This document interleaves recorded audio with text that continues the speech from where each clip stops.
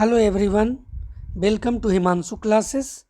इस वीडियो में मैं आपसे दिल्ली सल्तनत के तीसरे वंश तुगलक वंश की चर्चा करने जा रहा हूँ।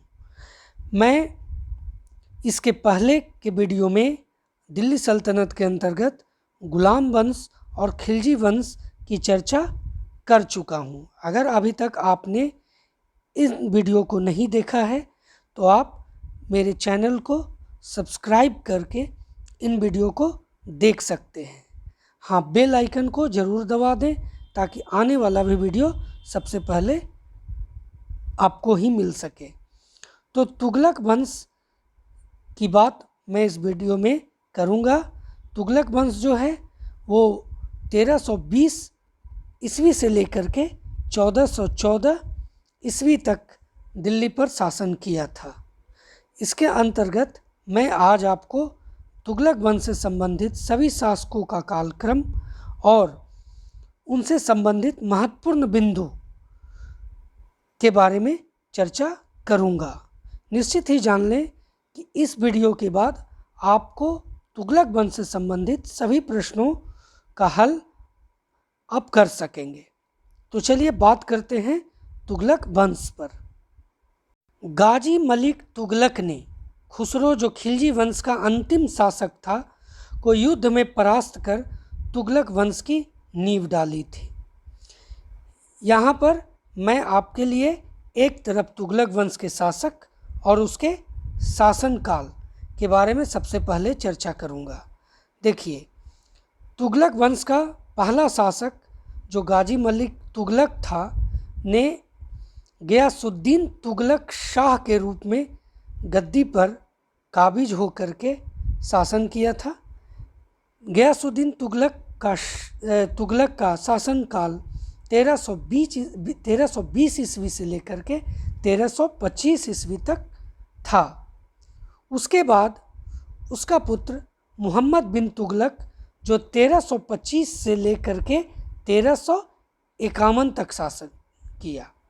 ये करीब करीब 26 वर्षों तक इसने शासन किया। उसके बाद फिरोज शाह तुगलक 1351 से लेकर के 1388 तक एक लंबा शासनकाल रहा फिरोज शाह तुगलक का। उसके बाद एक साल के लिए गयासुद्दीन तुगलक द्वितीय ने 1388 से लेकर के 1389 तक शासन किया।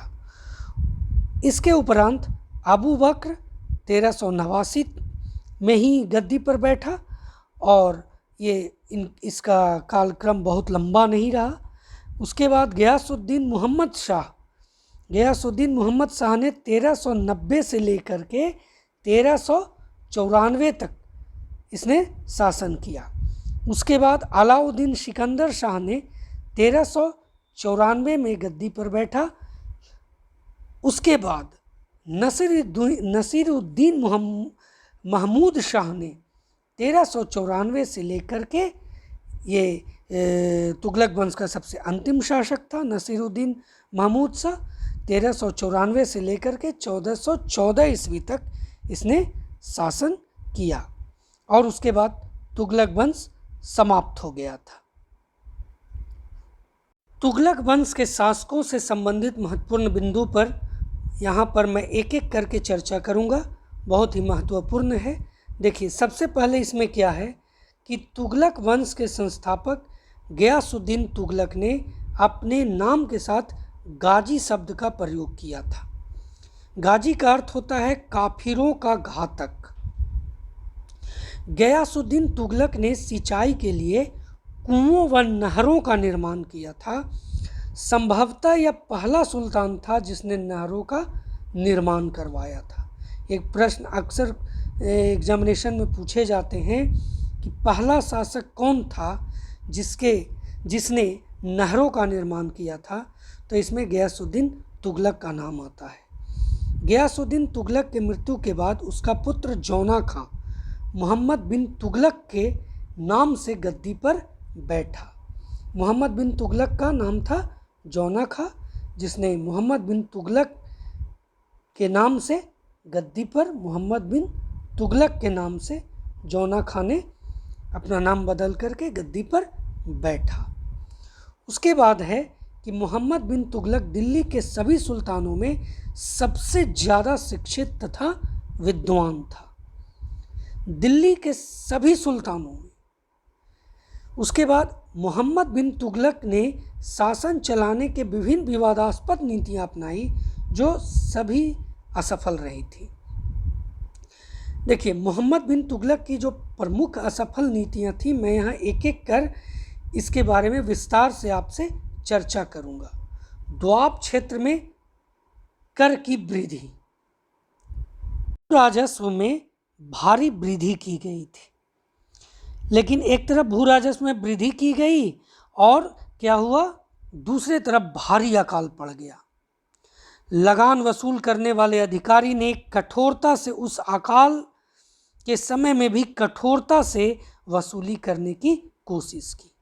इसका परिणाम यह हुआ कि किसानों ने विद्रोह कर दिया और इतिहास में पहली बार किसानों ने खेती बंद कर दी। अत्यधिक निर्दयता से विद्रोह का दमन किया गया।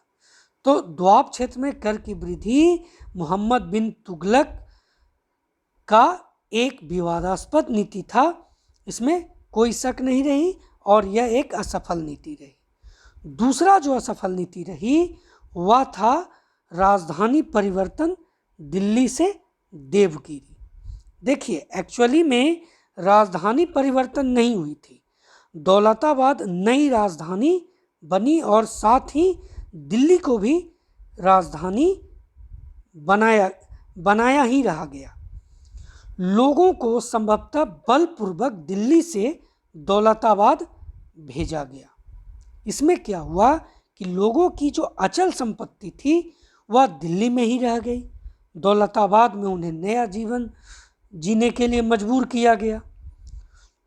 उद्देश्य था कि दूरस्थ दक्षिणी प्रांतों पर प्रभावी नियंत्रण स्थापित करना। संभवतः मंगोल आक्रमणों से सुरक्षा भी एक कारण था। देवगिरी का नाम दौलताबाद रखा गया था। देवगिरी का नाम दौलताबाद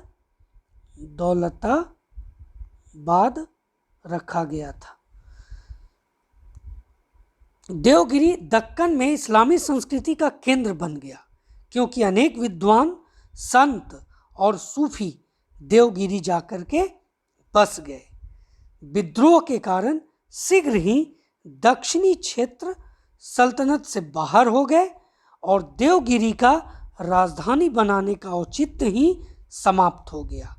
इस तरह से ये भी मोहम्मद बिन तुगलक का एक असफल नीति रही। 1335 ईस्वी में दिल्ली पुनः राजधानी बनी और लोगों को लौटने का आदेश दिया गया।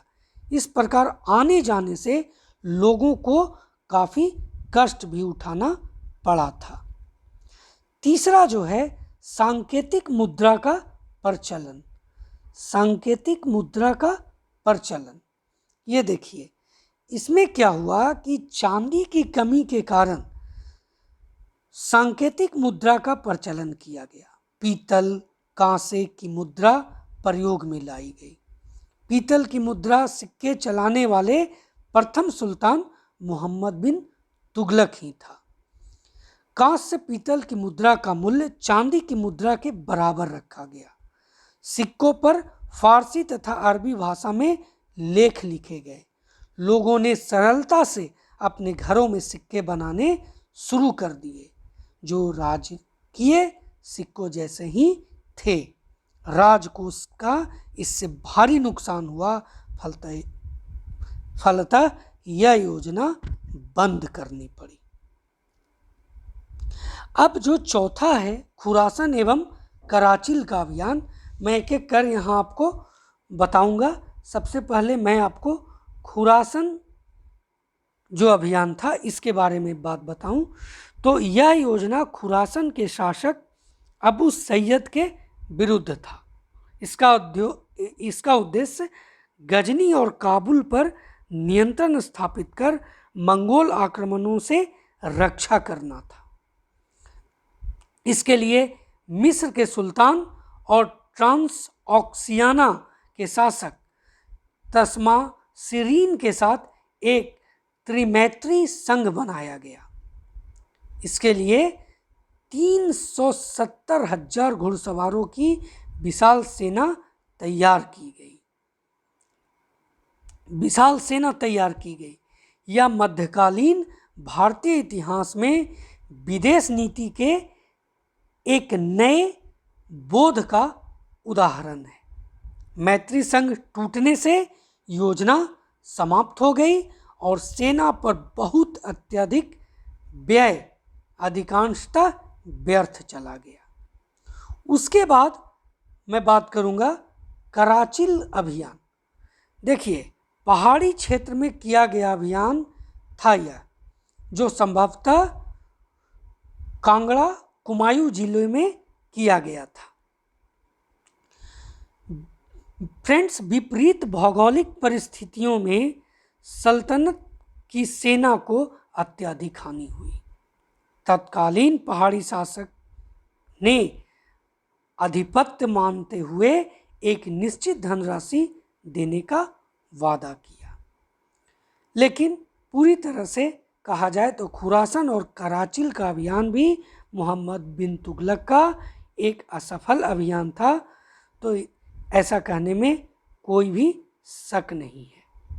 उसके बाद मोहम्मद बिन तुगलक के काल में ही हरिहर एवं बुक्का नामक दो भाइयों ने विजयनगर साम्राज्य की स्थापना 1331 ईस्वी में की थी। अफ्रीकी यात्री इब्न बतूता मोहम्मद बिन तुगलक के काल में ही भारत आया था। मोहम्मद बिन तुगलक की मृत्यु पर इतिहासकार बदायूनी ने